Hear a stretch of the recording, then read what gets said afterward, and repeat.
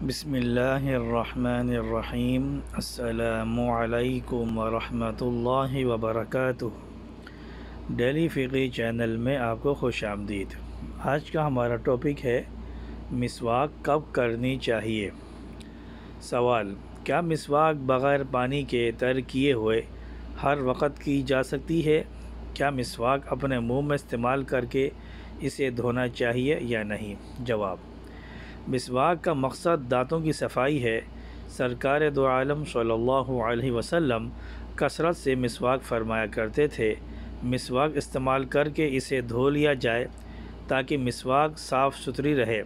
اقامت کے وقت مسواک کر کے بعد میں گھر جا کر اسے دھویا جا سکتا ہے۔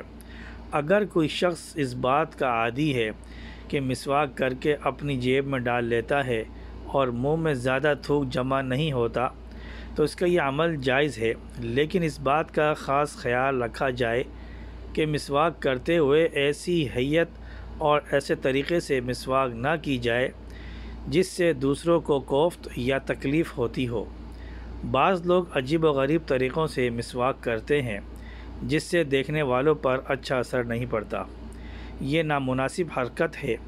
احادیث کے مجموعے کو سامنے رکھ کر اور فقہاء کے اقوال کی روشنی میں مسواک کے مواقع کے بارے میں جو نتیجہ ہمارے سامنے آتا ہے وہ یہ ہے کہ 8 موقعوں پر مسواک کرنی چاہیے۔ نمبر 1، کسی بھی نماز سے پہلے۔ نمبر 2، جب دانت میلے ہوں۔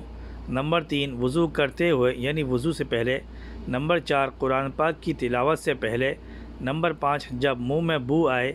نمبر 6، لوگوں کے ساتھ مل بیٹھنے سے پہلے۔ نمبر 7، نیند سے بیدار ہونے کے بعد۔ نمبر 8، باہر سے گھر آنے کے بعد۔